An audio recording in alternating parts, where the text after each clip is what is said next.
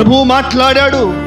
అదే మనకు ఇక్కడ స్పష్టంగా దేవుడు మరలా రిపీట్ చేస్తూ ఉన్నాడు ప్రభుల వారు.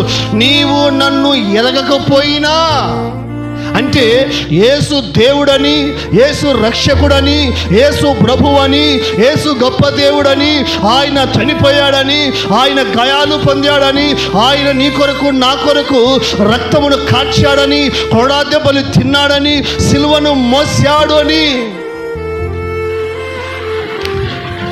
మనకు ఏమి తెలియకపోయినా, దేవునికి బిడ్డలారా, ఆయన మనకు బిరుదులు ఇచ్చేవాడు. హల్లెలూయా.